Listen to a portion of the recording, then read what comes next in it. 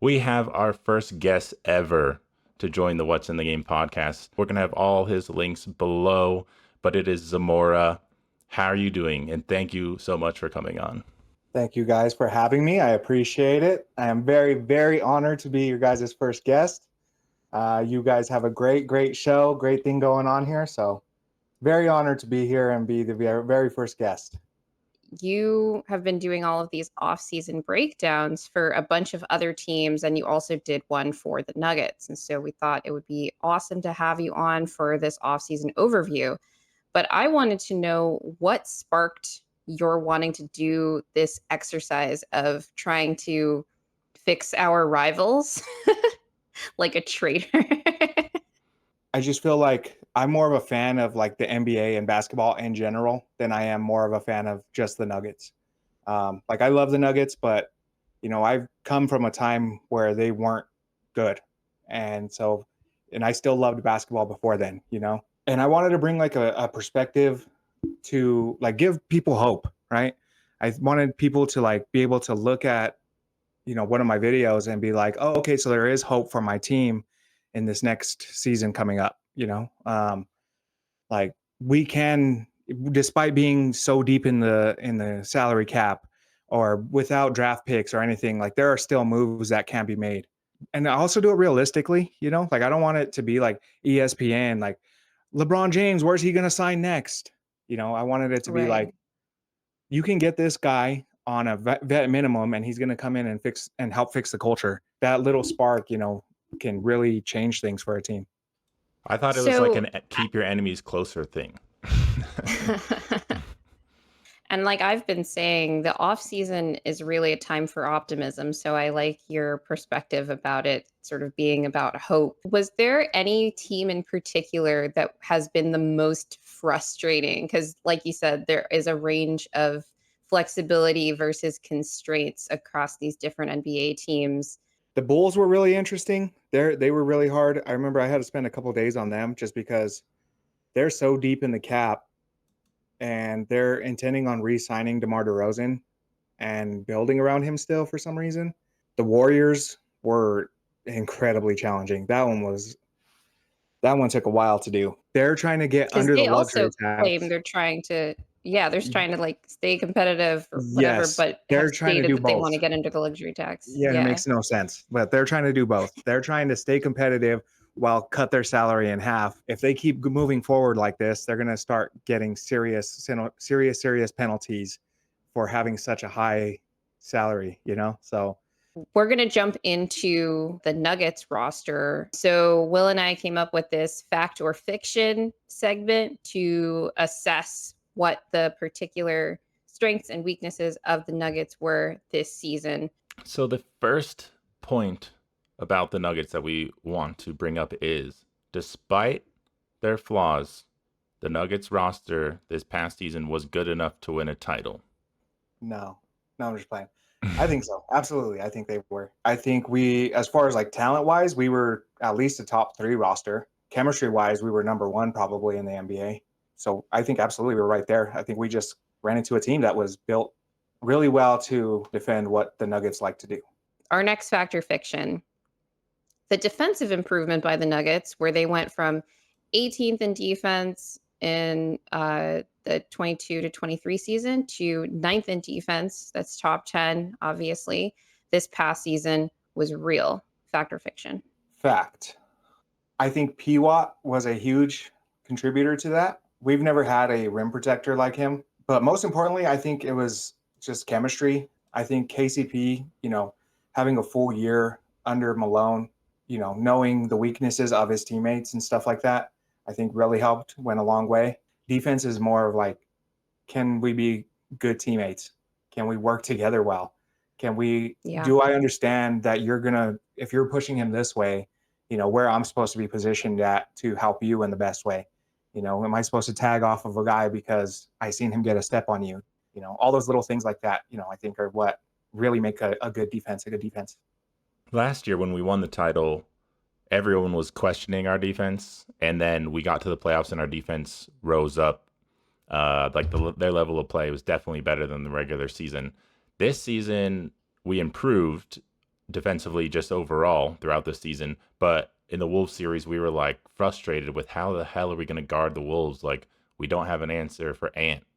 I actually will say on that point, you talked about the defensive matchup issues that the Wolves give the Nuggets, but I think that that was a series where okay defense wasn't going to be enough if our offense wasn't going to be able to show up, and that's what happened in that series. I think more than even the defense. You know what I mean? Yeah, when it couldn't carry it. Our next fact or fiction, do you think that the Nuggets that they were only sluggish because of championship hangover? I think to an extent they were tired, just because I think Jokic was tired. Played 47 out of 48 minutes. You know, you can't really blame the guy too much for that. I think it's just like one thing I can't stand though is like we always talk about the Nuggets being tired, but they play the same amount of games as everybody else. Granted, there are injuries and bumps and bruises here and there, but I just never really bought into the whole the Nuggets as a whole were just too tired to pull that off. Yeah, it's this weird thing where like even MPJ, he had his first kind of full season where he played. What did he play? Like 80 games or something, or I don't know. 81. Yeah, and we Yeah. all loved that. We were like celebrating that. And I don't think like obviously he's not carrying the offense. Like it was more No. schematic and like matchup based where people were taking him away, and his off ball stuff was more difficult for him to integrate. Meanwhile, you have a player like Jamal who never comes into the season conditioned. We can cross our fingers and hope that happens next year. And I'm one of the people doing that. But it's a lot less of an excuse for him because it's like you're not the same kind of big player. You don't have anywhere near the same kind of physical burden that AG or Yoke have, or even KCP when you think about the defensive assignments. If we could fix all of it, we would, right? Yeah. But could you pinpoint 2 or 3 specific areas that you would prioritize this off season and why those areas above the other, problem areas? Ball handling. Ball handling, ball handling. It was driving me nuts all year long. I mean, I was saying this well before the All-Star break that we need another ball handler because Jamal was getting injured. Colin and Jalen were just not ready. Reggie is the only guy that you have, backing up Jamal. Like, it's just not enough. I'm coming from like the Tim Conley era of like you have Will Barton, Monte Morris, Jamal, all these guys. It We was kind of just never an sacrificed. issue before. Yeah, we kind of sacrificed all of our playmaking for size. Like you said one time, like there's just trade-offs. It's about Yeah. trade-offs. So I want to start getting into all of the questions that the Nuggets have this offseason. What are the arguments for keeping KCP, and how high do you think the front office should be willing to go on his salary and years overall contract? I think the alternative in itself is the argument. If you let KCP go, I think you would be under the luxury tax. We gain an exception. We either gain the taxpayer mid-level exception or the non-taxpayer mid-level exception. And in that case, you're bringing in somebody who's like a role player. Just for like context, KCP is probably going to get at least like $20 million a year. So if you're going and trading off a guy who's worth $20 million a year and bringing in somebody who's worth like 12 at best, you're not going to get the same caliber player. To me, the key number is 25 million.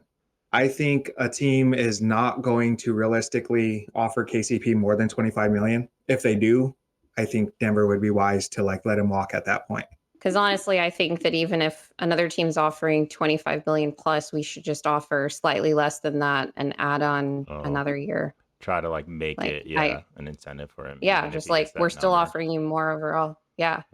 Yeah. It's more about the security for him anyway. The security of Exactly. you're going into Especially your at later this point in stages his of your career, you probably want a longer deal. Exactly. So let's go with scenario 1. KCP comes back. Do you have players that you think the Nuggets should target if that's the case? Gary Harris. Oh.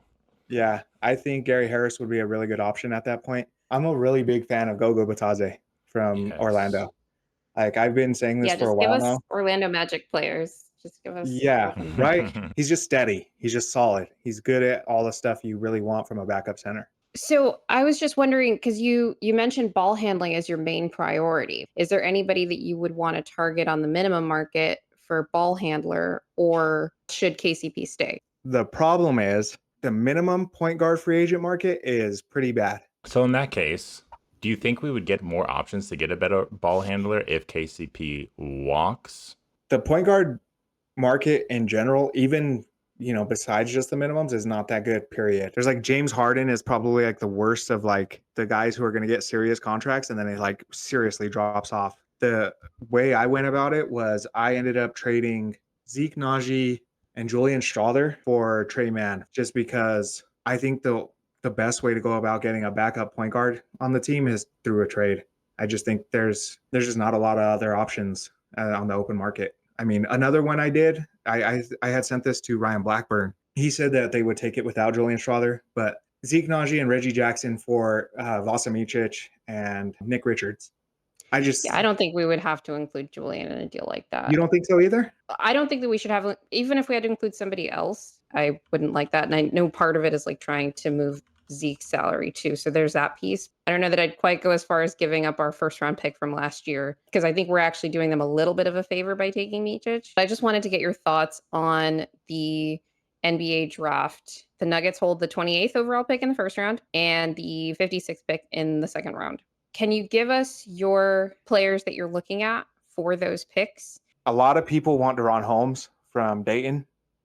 I think that'd be a fine pick. He brings a lot of the stuff that the Nuggets need, right? We need a backup five. He's really interesting because he's a good lob threat. He's a good rim protector. He can shoot threes. He can stretch the floor. He's almost like he's not a very good rebounder, but he's big. But in my opinion, and this is who I used on my offseason preview, was Terrence Shannon Jr. I don't want to get into the whole, court case and everything like that. Just schematically, he brings a ton of what Denver needs, especially with our bench unit. He's a really, really good defender.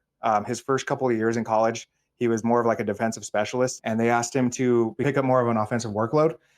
And he ended up averaging, I think, 23 points a game. He is by far, in my opinion, the best transition player in college. I heard somebody say this, that there were 3 guarantees in college last year. One was a Zach Edey post-up score. One was Dan Hurley outsmarting you. And one was a Terrence Shannon Jr. bucket in transition.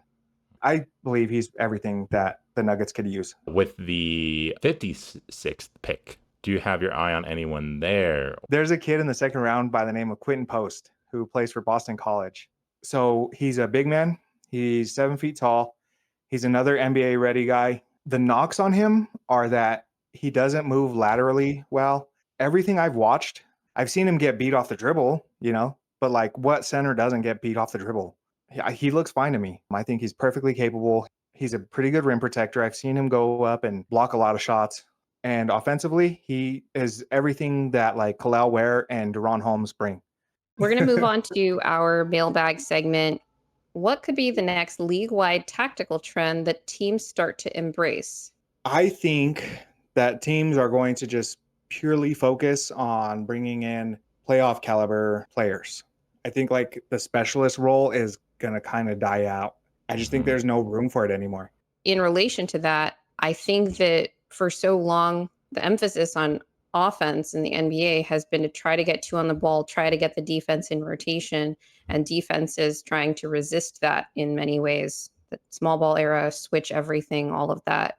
But I actually think that one of the biggest changes we're going to see is defenses starting to embrace being in rotation. We saw in the NBA Finals for the one game Dallas was good. It was a lot of team defense that was involved in that game, and that's how you defend a team like the Boston Celtics. And I think defenses starting to embrace existing in rotation more is going to be a lot more prevalent than we may think now because of how these offenses are evolving. So now I'm thinking more the easier thing to kind of replicate is like the Celtics, and like kind of like you're saying, where these offenses are evolving in this way where you have players with size who can defend and shoot threes, but can also dribble. And I think a lot of people adapted all around perfect basketball players. Yeah, it's just like everyone kind of adapted the 3-point shot. They were like, put the 3-point shot in your game.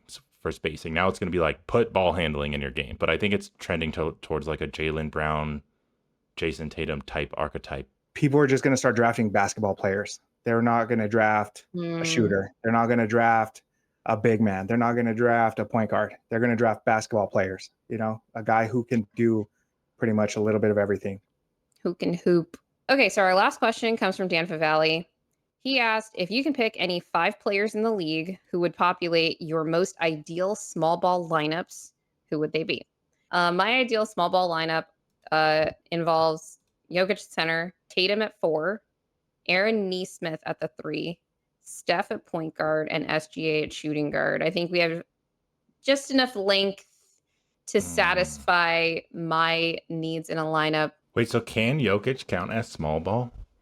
Yeah. Your small ball can still include a real center as long as you're not going like super big. I think I'm actually undersized at every position except 5 and 2. If you think your team is undersized, mine is Stephen Curry at the point. I went with Derek White at the 2, Anthony Edwards at the 3. I went J-Dub at the 4, and I went Draymond at the 5. Okay. True small ball.